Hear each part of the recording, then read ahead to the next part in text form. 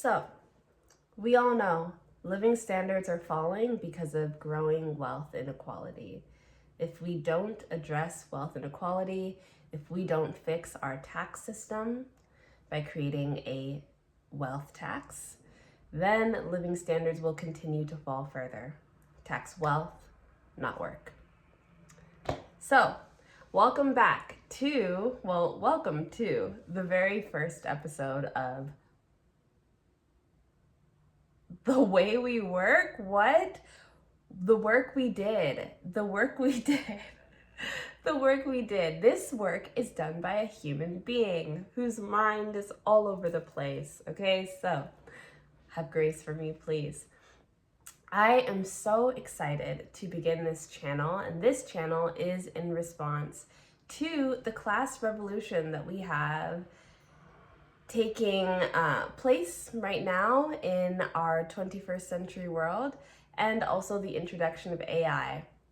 I would like to consider this channel, The Work We Did, an ode to labor, to human labor, which seems to be going out of style with technology advancing. And I would hope that future generations can look back on this moment in time, be able to reference channels like this one and many others that exist, and see that human beings have always done hard labor.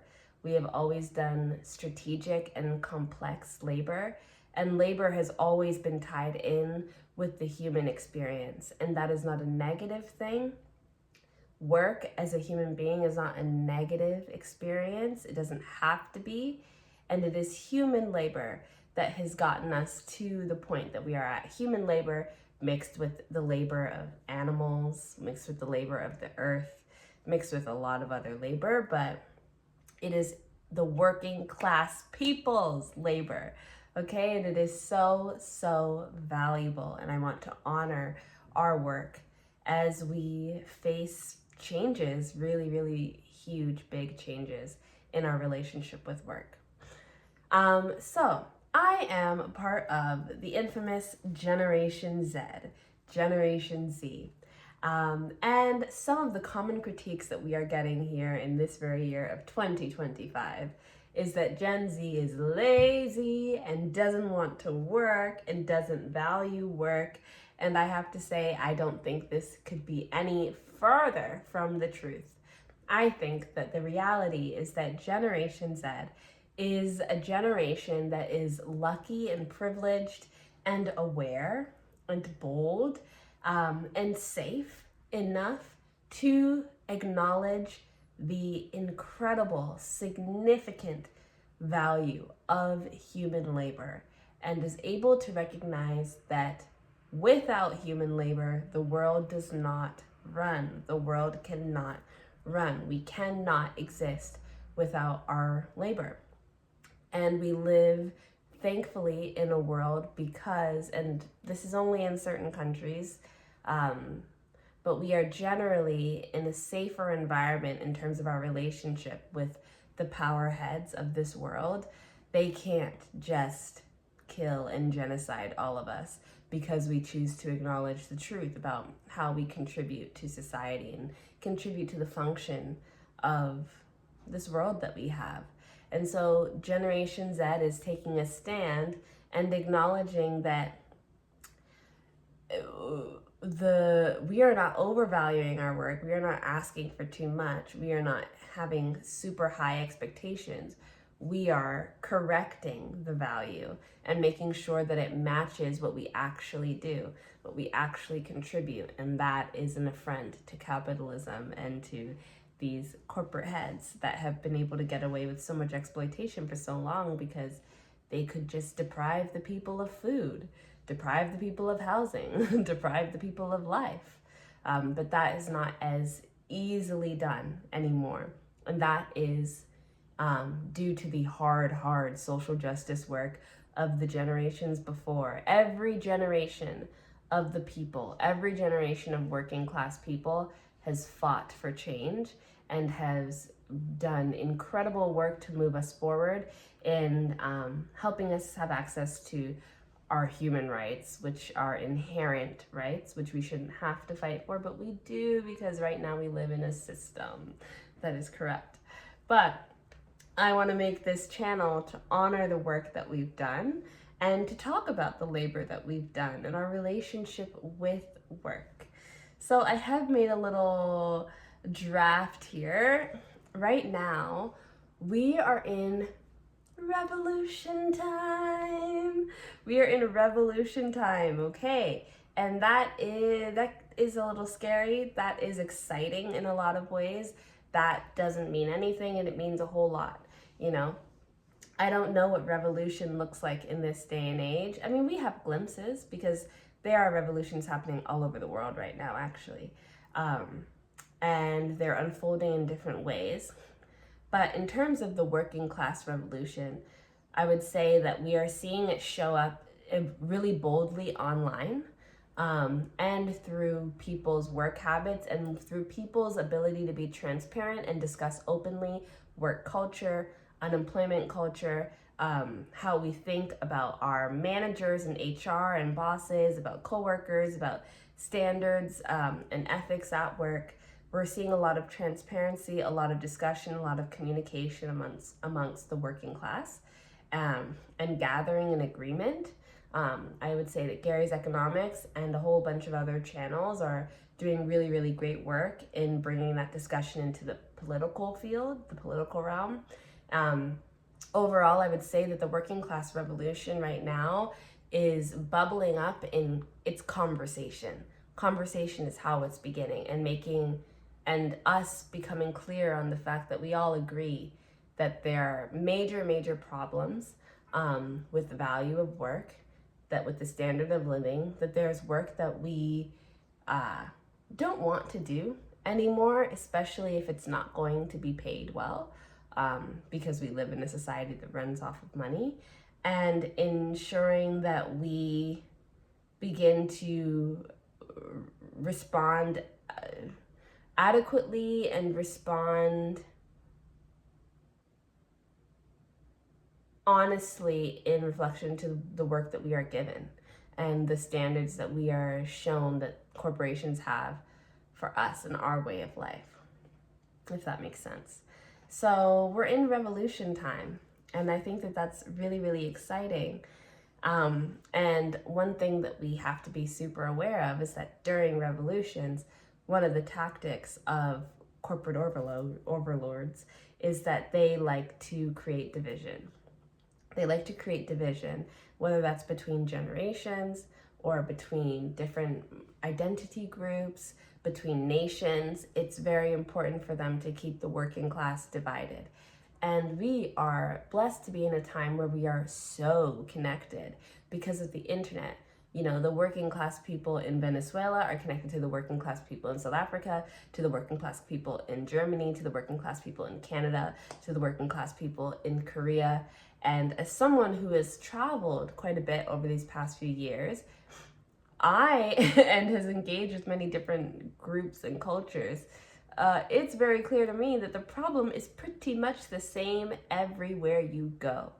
And that, knowing how in sync our issues are, means that our nation leaders are also pretty in sync. They're using the same strategies, they're using the same tactics, which means that we can use the same tactics to also push back and to create change. And it will probably work because we're all kind of responding to the same systems. They exist on a spectrum. There's brutality that happens a lot more openly, a lot more viciously in certain nations because they're more heavily affected by colonialism. There's less regulation, there's less white people, and so there's just less general care for the people there because we are living in a white supremacist society. There's a larger population of poor people, and so there's more violence because we live in a classist society, you know what I mean? So there's different standards, there's different experiences of the system at work, but we are all kind of responding to the same system. There's certain places where maybe not so much. There's certain nations that are a little more isolated and of their own spirit, and so I don't really know what's going on in those places, and I'm imagining you can imagine which countries those are. But for the most part, especially in the Western world and with developing countries that are following the Western way of life, or trying to catch up to that standard, which is no standard at all, but you know, we have the same system, and we're dealing with the same problems: housing inequality, lack of affordable housing, unemployment, lack of purposeful work, you know, blah blah blah, all these things, horrible taxes, everybody's poor, everybody's getting poorer. We have the same problems. And one thing I love about Gary's economics is he's saying, you know, there's this key issue, which is in the tax system. And the way that we can really straight head on address wealth inequality is through changing our tax policy, changing our tax system to create a wealth tax that taxes the super rich, that taxes people with accumulating assets. That create wealth, like uncontrollable amounts of wealth, who have wealth that is created not even through work, but just through assets. That's created wealth that happens while you sleep. So it's exciting to know that we have access to each other and access to knowing where each other are at and what tactics are working in our different nations. And it's important that we stay united as the working people and remember that we are not, there's more that aligns us than separates us. And what separates us is usually created by the system, and therefore not something we should actually feed into. One thing that I've been thinking a lot about with this AI takeover is the way that it's taking over minuscule work, or it's taking over work that has been considered like invisible work. Sometimes it's women's work. Sometimes it's work of people in white collar industries, but people usually at the bottom. It's invisible work. It's underappreciated work. Oftentimes it was underpaid work. But this is the work that is experiencing a lot of AI takeover. We're also experiencing AI takeover in the arts. But I think that that's a very different conversation, especially because public perception of that has a lot more power in whether that ends up working out. And I'm finding that the public does not care, does not for AI art, which is so awesome. It's so awesome that we're all aligned with that, because it's, I don't know if it's gonna work for the corporate heads when it comes to AI art. I think they might fail on that, which is like a huge win. Huge win. But in terms of the white collar work, which is work that more of us are getting into, because blue collar work can be extremely exploitive, hard on the body, hard on your health in general, underpaid. Blue collar work is a lot more precarious sometimes, stressful sometimes. And as more of us are able to get educated, because, you know, the working people have historically been suppressed and oppressed in education.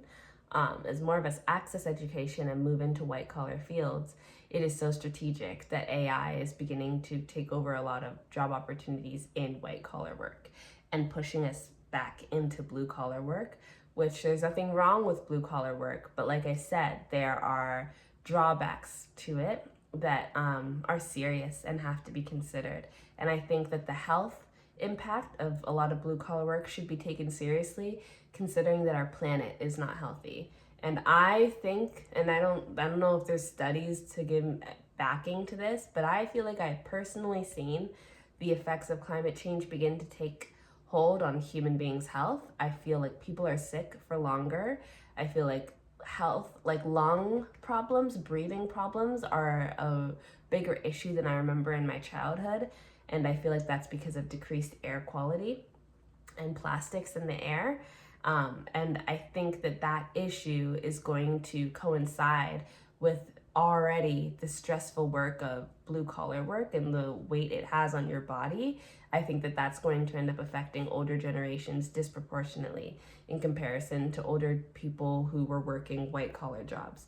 for a majority of their life. And so there's so many nuanced factors to consider when we're thinking about what kind of work AI is pushing us into, or if AI is just pushing us into unemployment, which is scary, but also, I would say, an incredible opportunity to imagine new kinds of work, right? To imagine new kinds of work, or to imagine a new kind of society that doesn't respond to wealth. I think that corporate overlords have like a few options in terms of what they're going to do about job loss due to AI.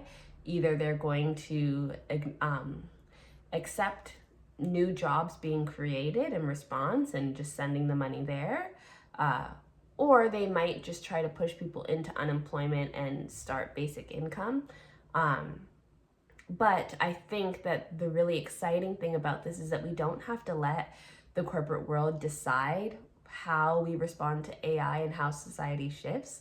In response to AI, we can develop our own systems. We can pitch our own ideas, and we can be the ones to accept them, because it is always so important that the working class represents the majority. The majority. And while it feels insignificant because of the amount of power that the upper class has, it's also important to remember that everybody has a choice. And I haven't always said this, but I've been saying this for a long time, that I feel like the people we really need to reach are the soldiers, the police, the people who will be hired to be like assassins, the government workers in like violent war strategy, the people who will enact those tactics.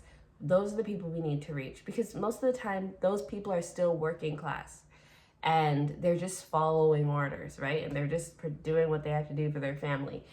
It is them that we need to reach in terms of reminding them that they get to make a decision, and should they choose to align themselves with the working class, they could really significantly boost our power.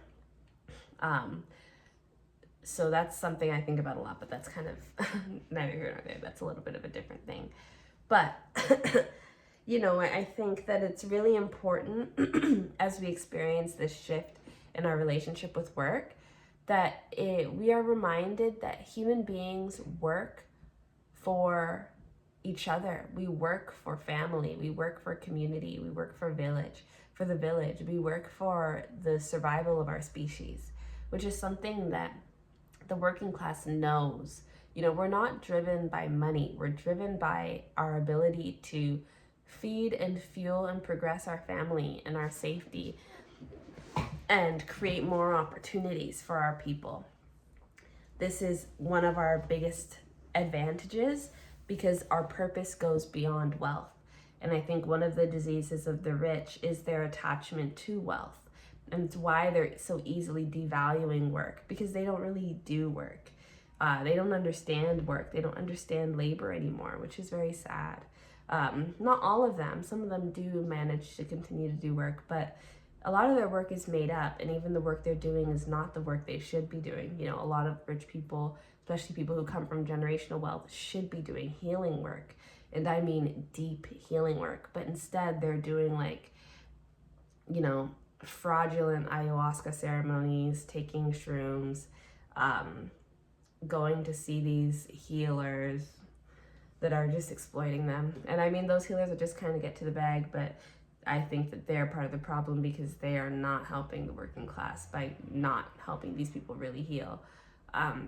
And the rich are very, very sick. And it's hard to help them when we are also pulling from an empty cup. And so I think that one of the important things I want to remind all of us of is that we have different motivations, and that's a gift.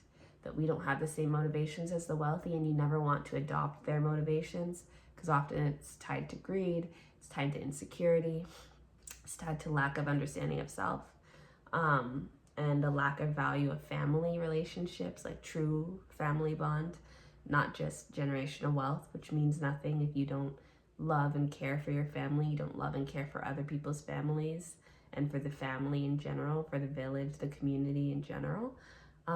So having a different motivation is a really strong asset. that the working class has. And it's one of the biggest weaknesses of the wealthy, that their motivation is kind of meaningless and empty. Because without purpose, you begin to fall apart, which is why I think they're beginning to adopt this purpose in supremacy again, either racial supremacy or nationalistic supremacy, religious supremacy, some type of moral high ground, some type of spiritual war, trying to find a purpose when naturally the working class people know what the purpose is, and it's each other.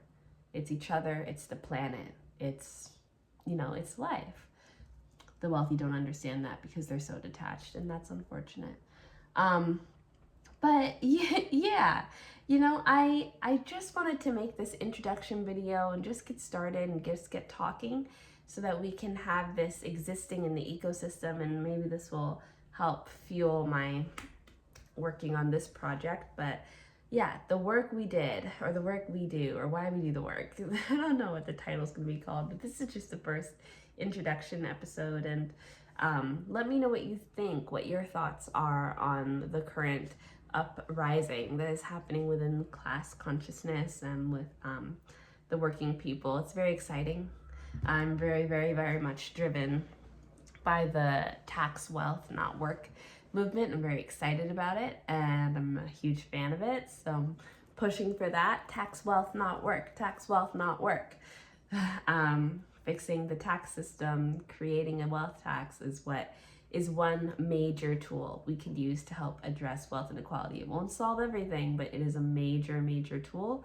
And because we know something we can do, we should try and do it. We should, even if you don't know if you believe in it, just experiment, take a risk. What do you have to lose? I mean, you have a lot to lose. So you might as well begin trying now. Yeah, so this is just the first video. Let me know what you think. Subscribe, comment, like, and I'll see you in the next one. Bye.